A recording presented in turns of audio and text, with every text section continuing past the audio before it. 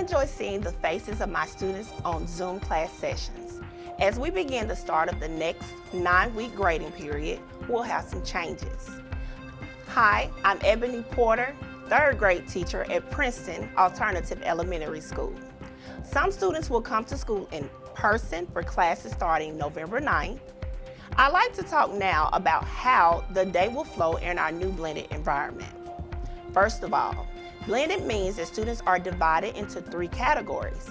Some students will come to school on Mondays and Tuesdays. They will be known as Group A. Other students will come to school on Thursdays and Fridays. They will be known as Group B. Then there are students who will have remote learning for the full week.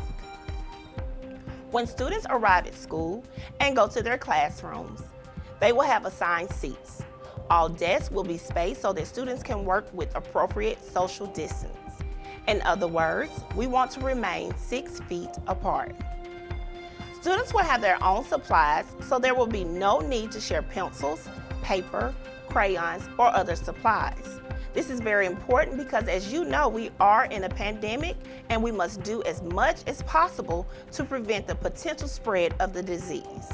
We know parents will partner with us in helping to keep students safe and healthy. If children are sick on a school day or displaying symptoms such as persistent coughing, high fever, or a loss of taste and smell, they should not come to school. Each day will begin with in-person and virtual greetings. A fun part of our day is when we have community activities and check attendance before the instruction begins.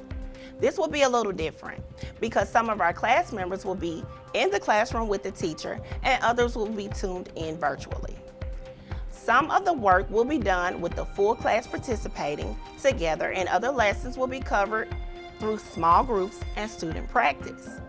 We'll use our electronic devices and some traditional tools to ensure that scholars grasp the lesson for the day.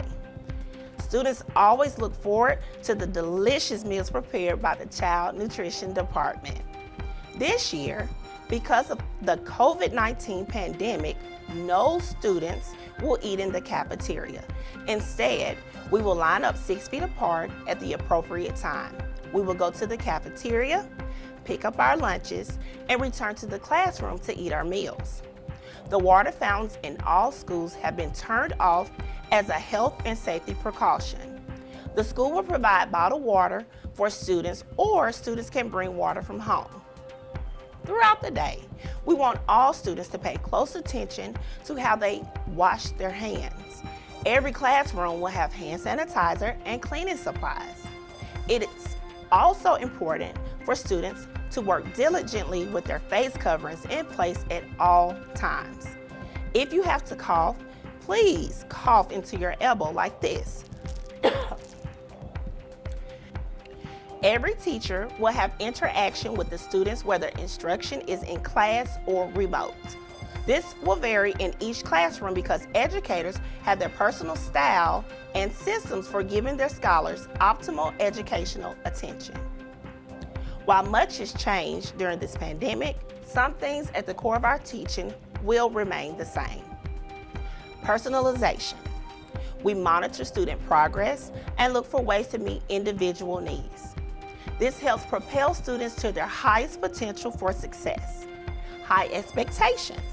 Rigorous standards are set for scholars with a goal of preparing each student for the next level.